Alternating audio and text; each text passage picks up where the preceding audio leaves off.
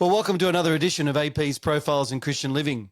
My name is Mark Powell, and I'm currently the convener of the National Journal for the Presbyterian Church of Australia called AP, which is short for Australian Presbyterian.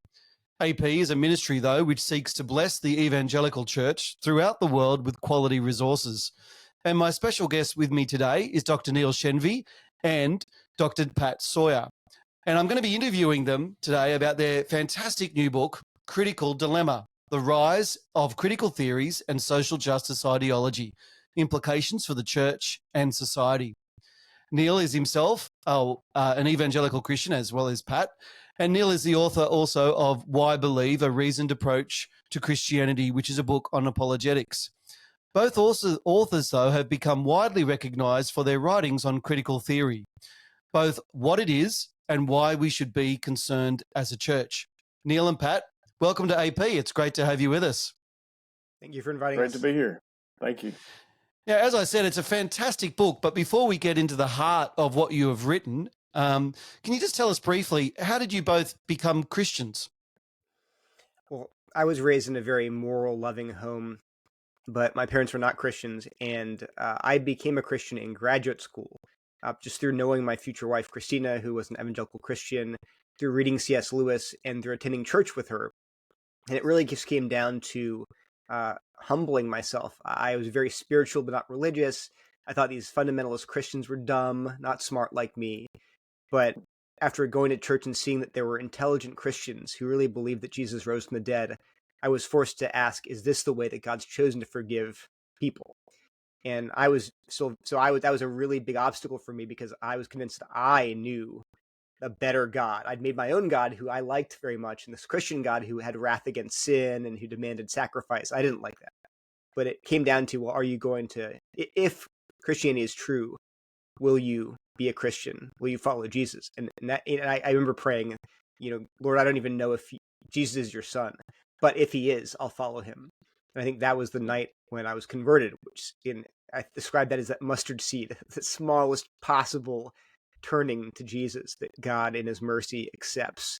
And then, so I had a long way to go theologically, but that was when I put my trust in Christ. Yeah, fantastic. And what about you, Pat? So, Mark, for me, I grew up in a home that went to church most Sundays, but there was no evangelical witness. There was no meaningful connection to Christ at all. I was not a Christian. It was a dead Methodist church in the United States. It was a cultural thing in a small town in North Carolina. And then my senior year, I had a friend come over to tell me that he was going to commit suicide, and that weekend, and he wanted to say goodbye to me. And so I talked to him for about 4 hours in the living room, which no one ever went in my house. So my mom was like, what's going on in there? And so we talked for about 4 or 5 hours, and I wasn't sure that I had talked him off the cliff. He made me promise not to tell anybody, not to tell my parents or anything. And I said, sure, I won't mention anything. And then as soon as he left, I told my mom. I said, you need to call his parents. But that night, I went and found a Bible that I was given in confirmation class when I was 12 years old, and thought that maybe there's some answers for him. So I started reading the Bible really for the first time, looking for answers for my friend in terms of something north of just believe in yourself and you can do this and things will work out. And so I began reading the New Testament, and 5 or 6 hours later, I was still reading. And I came away from that convinced of two things. One, that I thought I knew kind of who God was. I was kind of a moral kid, didn't drink, didn't smoke, made good grades, scored touchdowns on Friday nights. I actually dated the head cheerleader of the rival high school. I was the big man on campus, and a pretty good kid. I was president of the youth group, and at church all we did was plan the ski trip, and we watched movies that said don't do drugs. That was it. But I was president. And anyway, several hours reading the Bible, I realized, number one, I have not known who this God is. And number two, I felt nervous that my moral ticket was not going to get me to heaven. And then in addition to that, I felt like the Bible was reading me. And I'd actually tore my knee up and kept me out of some future opportunities in terms of collegiate sports. And I had prayed a lot, God, heal my knee, heal my knee. And that night I prayed, God, just let me know you. Even if you don't heal my knee, please, let me know who you are, and please forgive me. And that was kind of it. And there was not a lot of visceral things going on. But when I woke up the next morning, I knew things were different. And I went to my girlfriend and said, hey, we got to change some things. And I went to my parents and said, I'm not sure that we know who God is. And then I went to the bookstore in my mall and I bought the biggest Bible I could find, which was a Schofield hardback study Bible at the time. So God saved me that night. So that was my senior year in high school. So. Wow. Wow. Fantastic. I mean, conversion is always a miracle, isn't it? A supernatural work of God's Spirit. Now, we're talking about your new book, Critical Dilemma. And for those that are listening and may not be sort of familiar with critical theory and queer theory and critical race theory, we've all probably heard by now the word woke. Can you guys give us a very quick summary? What is it? What's behind the whole woke ideology and worldview? Can you summarize how did we get to this point and what is it? So woke is a very popular term. It was actually used as a self-identifier 5 years ago. Progressives were calling themselves woke proudly. You have websites called like woke homeschooling and woke history. And now, since conservatives discovered it, it's now taken on these pejorative tones, but it really describes ideas that people believe whether or not they recognize them explicitly. So the four ideas are basically the four considered ideas of critical theory today, which is number one, there's a social binary. There are oppressors and oppressed groups. They're divided society into groups based on their race, class, gender, sexuality, physical ability, colonial status, and so forth, religion. So whites oppress people of color, men oppress women, straight people oppress gay people, Christians oppress non-Christians. That's the first idea. Number two is the idea of hegemonic power, that oppression does not relate just to overt cruelty and injustice. It also relates to the way that the ruling class imposes its values on culture. So whenever you have, say, men imposing so-called male values on culture through the patriarchy, that's oppression. You have straight people imposing heterosexual values and norms on culture, that's oppression. You have cisgender people imposing their cisgender system of the gender binary onto culture, that's oppression.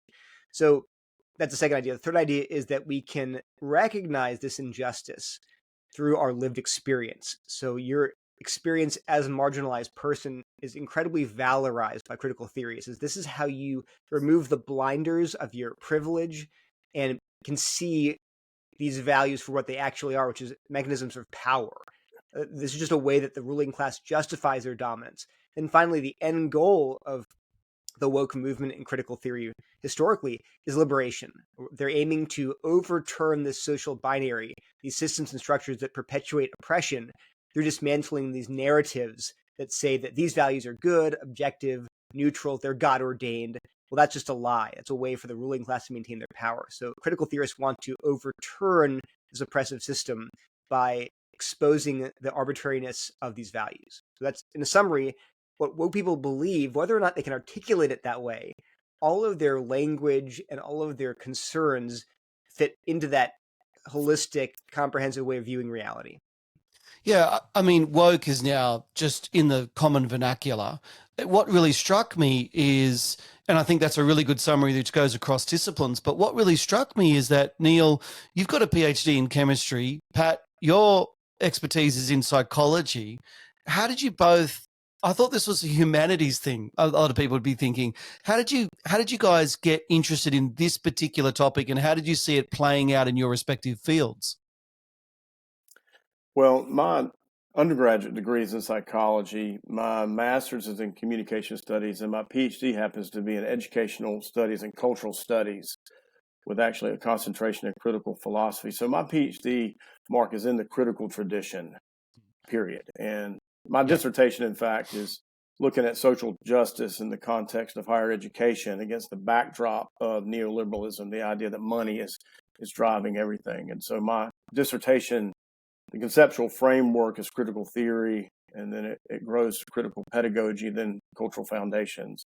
I got into this pathway in terms of this knowledge area, because I was a banker in banking for about 15 to 20 years in financial services.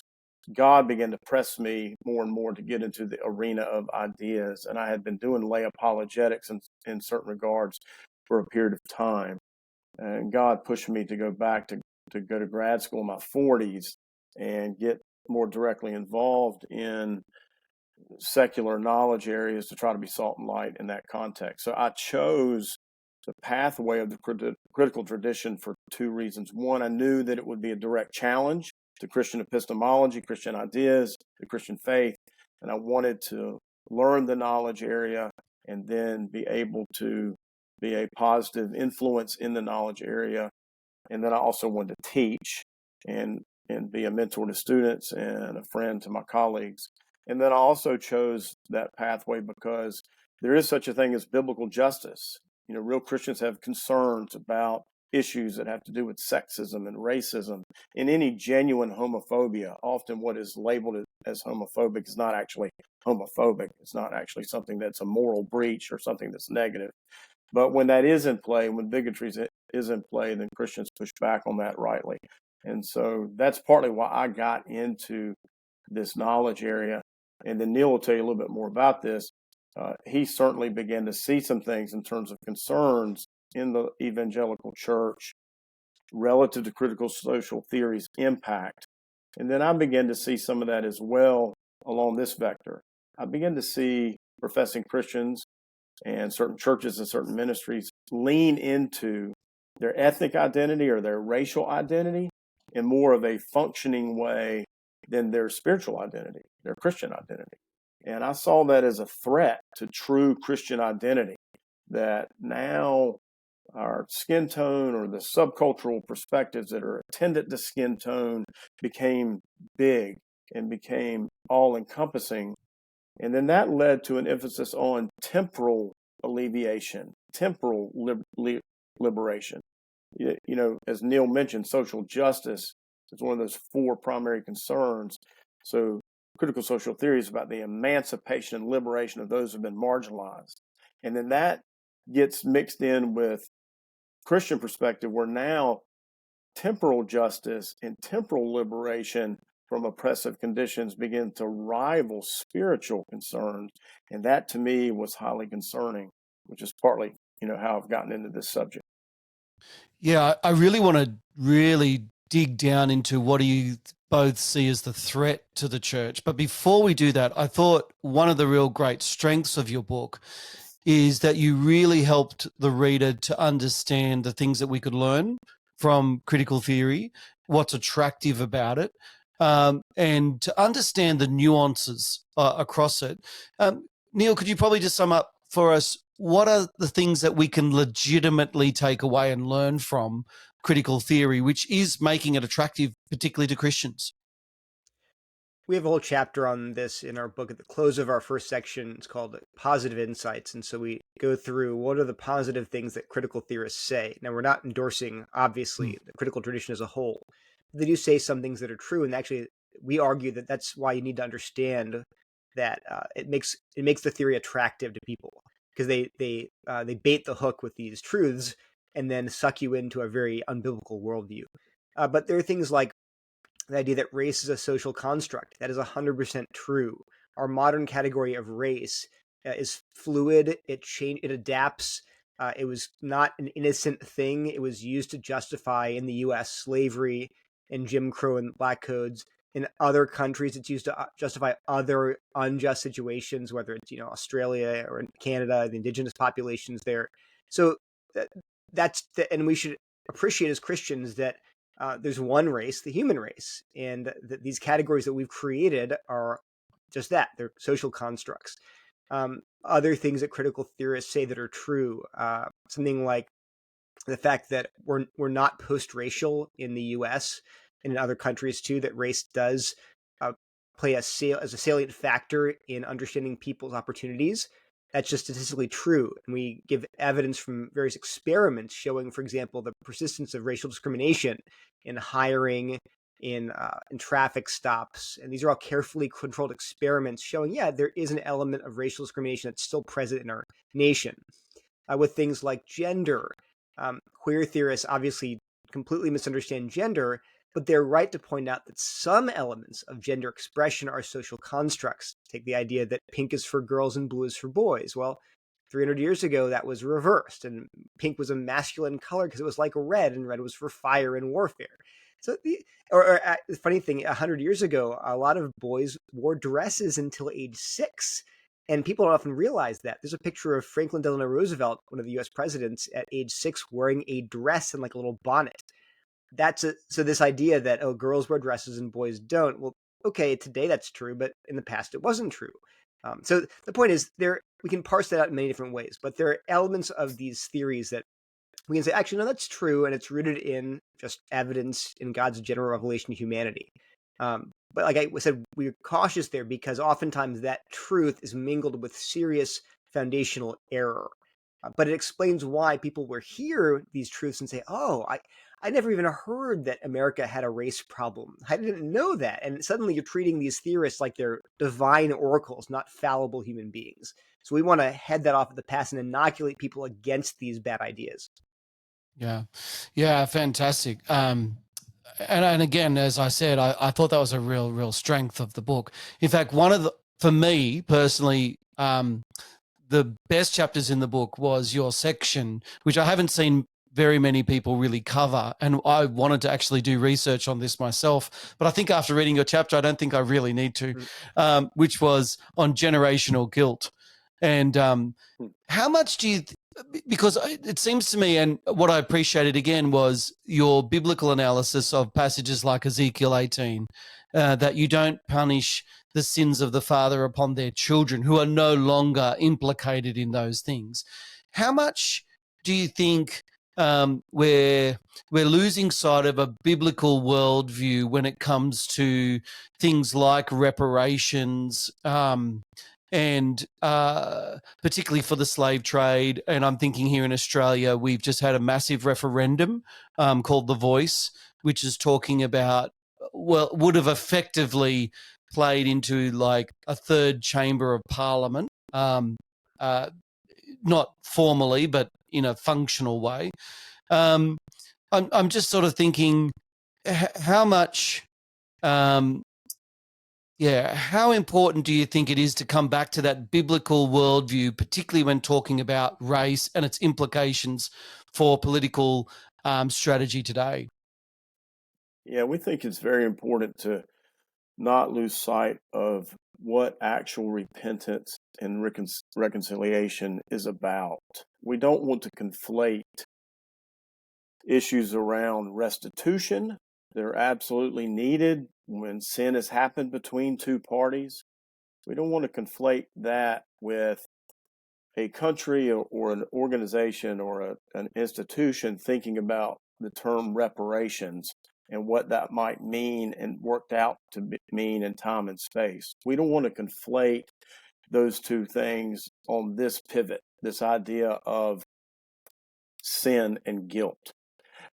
If a country is going to consider reparations because that country has treated a certain segment of its citizens historically in ways that are egregious, if that is going to happen, it's not unreasonable for a country to consider that and to vet that out. But what would be unreasonable is to have false views of sin and guilt being the impetus in driving those reparations. And so we tried in the section that you mentioned, Mark, we try to really get down to the fact that one is not guilty of sin they have not committed. They just are not. And when we're thinking about the Zacchaeus passage, for instance, this is brought up a lot by certain pastors that want to try to push reparations. Well, Zacchaeus is dealing with actual defrauding actual people, and restitution is being made to those people. And so absolutely, as we say in the book, that if people have sinned against each other, and if that has something to do with defrauding people of resources, then repentance needs to happen and restitution needs to happen.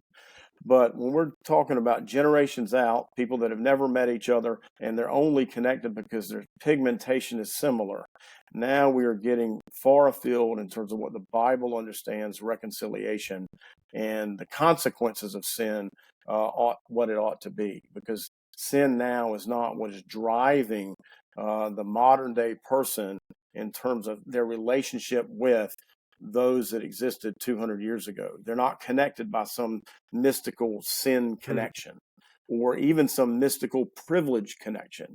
Now, privilege is a little bit different. We want to think about how privilege can be manifested in a society over time, and certain groups of people have consistent cultural capital, and those kinds of people have had it over decades and even centuries. There's reasonable and wise things to think about how that's being worked out in time and space. But again, you have to shelve the notion of sin and guilt driving how to consider those factors. Yeah, it's a really good point that you make. A question I have, and I'd be really interested to hear how you'd respond to this, is particularly in the last couple of months here in Australia when we've had a referendum, I've spoken to evangelical Christians who say, yes, everything that you've just outlined is true. But what we do is we have a corporate connection. So we are corporately benefiting off what other bodies or groups within society have been able to illegitimately take from other groups in society. How would you respond to that argument? Well, part of the response to that argument is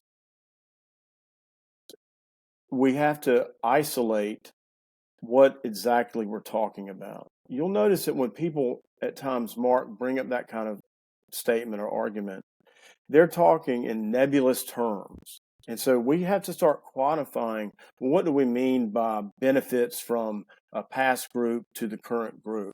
What are those benefits that we're talking about? What are they actually? And how did that transference actually happen? And is there any type of complicity in the reception of those benefits that we could actually assign as being sinful? And then you're also going to have to isolate, well, what is the driving ideological reasoning behind us saying this is problematic? Because once we establish that, then we can make the case that if you live in 2023 United States, you benefit from a burgeoning middle class.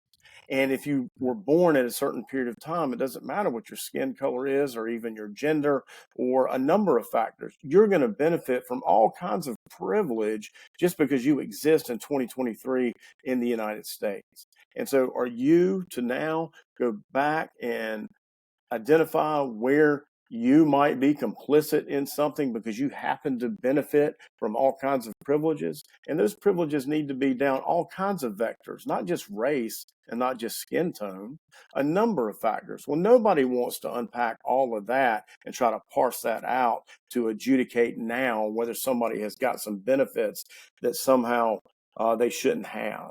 So, we would argue that when you're thinking about privilege, you have got to think about it in broad terms. And then when you do that, you're going to see that everybody is occupying spots of privilege based upon providential factors that were outside of their control. So when you attach guilt to something outside of their control now you're mixing categories. I mean, there's a lot that can be said about that. Neil, you may want to weigh in. But I was going to, Neil? Give an example. Do whites benefit from, say, the economy in the U.S., which then 100 years ago was based largely on slavery? Yes. But do modern blacks also benefit from the same economy? Yes.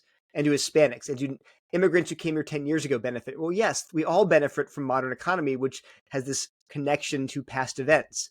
So I think you're right. What people really are doing is they want a blank check. They want you to say, oh, you're right, I'm benefiting in some nebulous way from these systems, therefore do whatever we want.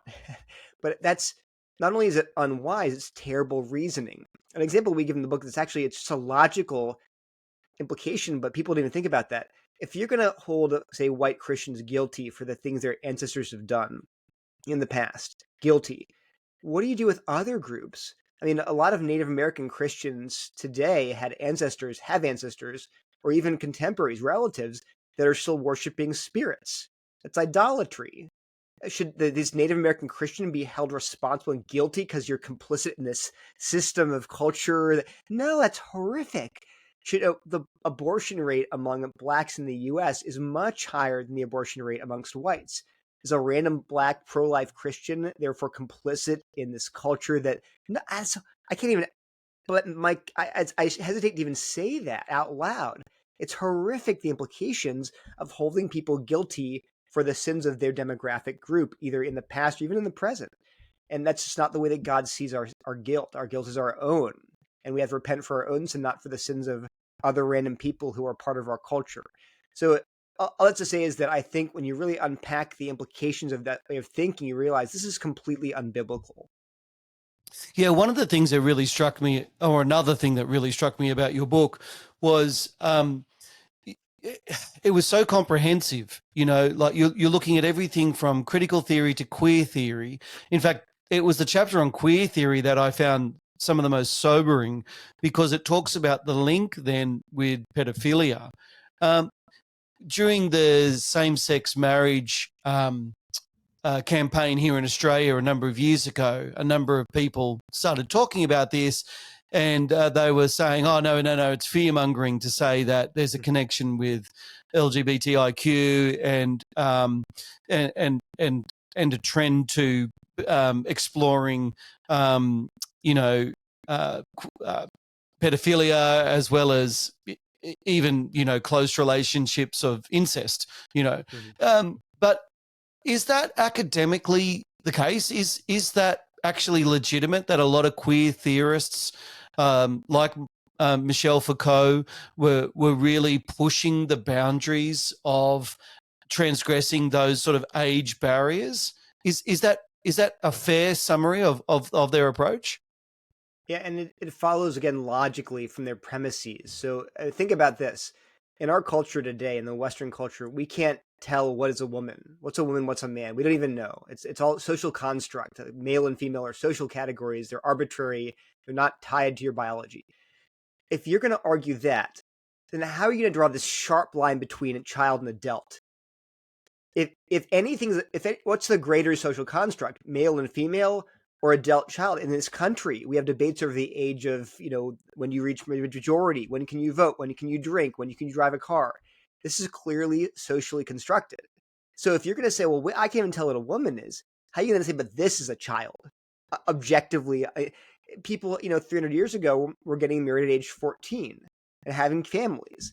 Well, what was that? Is it evil? Is that wrong? You can make art, but the point is, if you can't even get into your head that the gender binary is an objective reality, how are you going to then stand up against the people that are saying, well, you know what, the age of consent is a social construct that is designed to take away children's agency. This is the term they use, their sexual agency.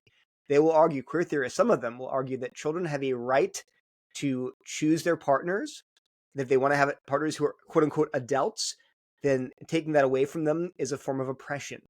And this is absolutely, we quoted in the book, numerous scholars saying this is an open debate within queer theory. And that for the very reasons I'm arguing. Now, you can call it a scaremongering conspiracy theory all you want. It's there in black and white in these prominent queer theorists. You mentioned Foucault in your review of our book, which I appreciated. That incident, it is claimed that he was a pedophile. We knew that. The reports come from Associated Foucault, and it's disputed somewhat. So we didn't want to mention that in case it turned out to be wrong. But it is something that people have talked about, that he was accused of molesting Algerian boys. And so whether it's historically accurate, it's hard for us to totally adjudicate. But yeah, some of these queer theorists are putting that into practice, their ideologies about sex and gender and age of consent. Okay, now I know. Oh, sorry, Pat. No, you go. I'll just mention that Foucault absolutely did push, though, in France for changes around age relative to sexual union. So he was in the vanguard of trying to change age discrimination laws relative to sex. But we would say that while we do bring up pedophilia because it is a natural outworking of queer theory is about at heart the deconstruction of norms. And so that's just one of those norms that it's attempting to deconstruct.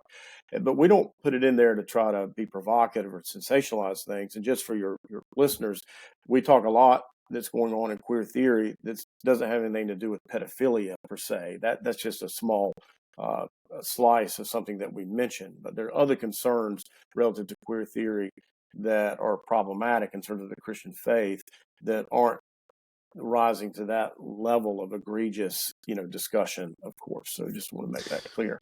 Yeah. Yeah. No, thank you. I've heard people, even as high profile as John MacArthur, say that the social justice gospel is the greatest threat to the gospel that he's seen in his lifetime.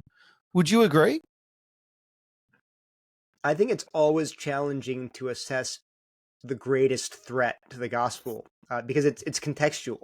So, is the social justice gospel the greatest threat to someone who's deeply conservative, living in the deep South with a community that's? And the answer is probably not. Is it the greatest threat to some progressive church in Manhattan? Probably. So, but the point is the greatest threat. I'll put it in quotes. Is dependent on the person, dependent on the church they're attending, and dependent on where they're living. It's like saying, what's the greatest sin? There are lots of sins, and what we are most tempted to depends on who we are, where we're living, when we're living. So I would hesitate to make that blanket statement. What I would say, it is a serious threat, no matter almost who you are. And as we argue in the book, these ideas are antithetical to Christianity, and they will erode your faith insofar as you embrace them. Yeah, look, that's a really good answer. And I mean, maybe if I could just ask you, Pat, because I know you've written about this specifically in articles as well as in the book for both of you. Why should Christians be concerned and aware of critical theory? What threat do you think it poses? I certainly think it's a serious threat. Consequently, we've done writing and speaking, and we ultimately have done this book on the topic. MacArthur's interesting. He pushed hard against antinomianism. He written a lot against that easy believism, carnal Christianity, his gospel according to Jesus, and a lot of his ministry around that. And I view that as a very serious threat to the gospel as well. But it is clear the zeitgeist of our moment, not just in the church, but in secular spaces, are ideas that are being now positioned as woke ideas that essentially are, in fact, truncated forms and downstream from ideas rooted in critical social theory. And so this is in the water. Some of the original critical race theorists were longed for a day that some of this thinking would be in the water, so to speak. It would be the air that we were breathing, that critical theory's approach to power and how people are assessing and thinking about that would be just common vernacular. It'd be the language and discourse that everybody is imbibing. Well, here we are. And so it is not just a small problem in some corner of the church. This is these are ideas that are captivating secular spaces, not just in the United States, at various places across the planet, and they're also having a particular impact in the church. And what ultimately happens here is there is a loss of the gospel because there is a displacement of one's identity in Christ and one's spiritual concerns and eternal concerns being preeminent and prominent.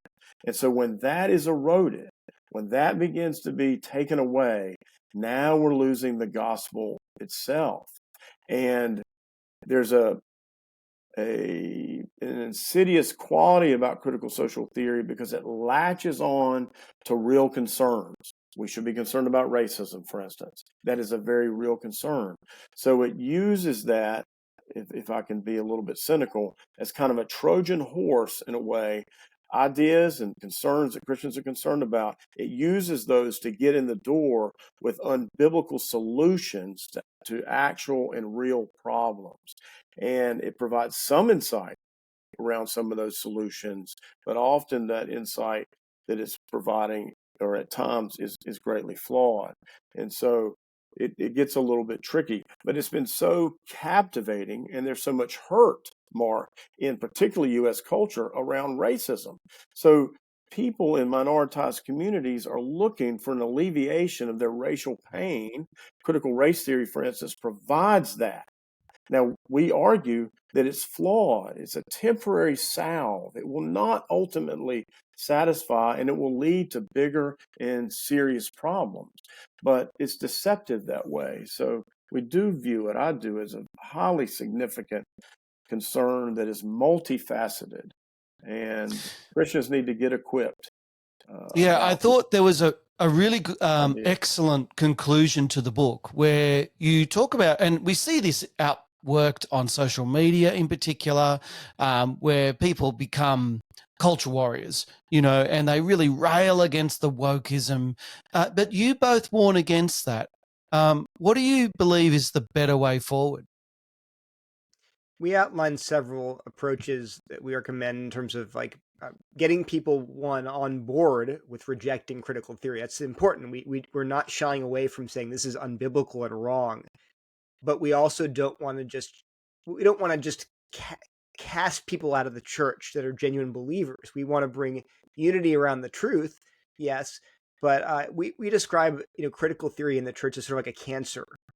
You got to cut it out. You can't. There's no place in it. If you leave it alone, it's just going to grow and spread and metastasize. So there's no question there. But I think some people, you got a little tumor on your skin cancer on your wrist, like hack off the arm. Well, that's not desirable either. They want to, they're doing heart surgery with a hand grenade. You want to excise the tumor, absolutely, but you don't want to intentionally or just carelessly remove the healthy tissue too. So what we're worried about is that we're not saying don't be culture warriors, and that means opposing critical theory. That's fine. We're just saying don't discard the people who maybe are enticed by this stuff, who even bought into this stuff. Warn them, call them back to the Bible rather than just discarding them. I think that's our concern. And one of the things we really recommend is dialogue. Get people together, get Christians together who are opponents and proponents of these ideas, and get them up on stage and then debate who is following the Bible. And unfortunately, we've largely seen, two of us, I think broadly, that the woke side will not engage in dialogue. They will not do it. They do not want their assumptions questioned. You either buy into it or you're racist, sexist, homophobic, Christian nationalist, whatever. But no, we have to say, if you are confident that what you're believing reflects the Bible's teaching, then get up on stage and argue for it from the Bible. But we're not seeing that. And so ironically, from a purely strategic perspective, then we who are against wokeness should be the ones clamoring for public dialogue. Let's hash this out under the authority of Scripture. Yeah, that's an excellent point. Sorry, Pat, you were going to say something? I was just going to mention that what has also been alongside of this, what's been set up is kind of this either or binary. Either you're for critical race theory, critical social theory, and even feminist theory. You're either for that, and if you're not for that, then you don't care about sexism, and you don't care about racism. You don't care about doing anything in terms of racial healing. And we want to get rid of that notion. It is not an either or. You can critique strongly critical social theory, critical race theory, queer theory, feminist theory, have a strong critique, and at the same time, it's a both and at the same time, have meaningful challenges to racism and sexism and provide biblical pathways forward for racial healing, for healing where there has been sexism, or healing where the church has failed to respond to the gay community in a loving way. You can shore up those things, genuinely love the gay community, but not subscribe to the agenda of the gay community that is harmful to their souls and to souls. So we want to get rid of this notion that it has to be either or. So our book, as you've seen, lays out pathways forward for racial unity, racial healing. And I would submit to you that some of what we offer in our action steps, if you've seen, are fairly radical. We're encouraging strong love across difference, strong care for one another. And we go hard after racism, for instance. And we offer pathways forward that are significant, getting radical in our love across difference for one another. And Christians can take heart with this book. We are not just trying to blow something up.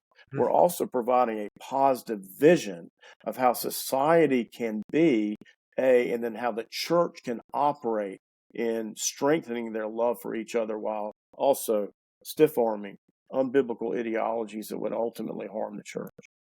Yeah, I must say, Pat, Neil, thank you so much, not just for talking, but for the book, Critical Theory. Brilliant. I think I was somewhat in awe of the level of research that you've both put into this. But what I also really appreciated was, I think, the clarity in writing, because look, being close to 500 pages, that's an intimidating length for anybody. But I just found myself within 2 or 3 days just having read right through it, because it just kept me interested. It just kept me moving through it. So thank you so much, both of you. I think it's a great gift to the church, particularly at such a critical time, pun intended, when we need to understand these issues. Thank you. Well, thank you, Mark. It's been an honor to be with you. Thank you. Can I just say one final question? Is there any other works in the pipeline? Well, both of you. Well, our publisher does want us to create a more practical version. So not an abridged version or condensed, but to write a sequel that focuses more on what do we do now. So it would not just be a summary. It would be something that would supplement a current book, and then talk about, say, how do you reach your neighbors? What do you do when it comes to DEI in the workforce? How do you talk to your kids who are declaring that they're non-binary? So something like that, where it's less focused on the theory and more focused on how we can then respond to current cultural situations. So that's in the pipeline. We'll see how long it takes us to write that. Wow, that'd be huge. It'd be amazing if you could pull that one off. But thank you both for joining us, and thank you again for the book. I really do think it's a gift to the church, and really praise God for the amount of just incredible hard work that you've both put into it, and had made such a difficult, complicated topic so accessible. So thank you both. Thank you, Mark. Well, this has been Mark Powell for AP's Profiles in Christian Living. I hope you found this latest episode as edifying as I have, and I look forward to seeing you next time.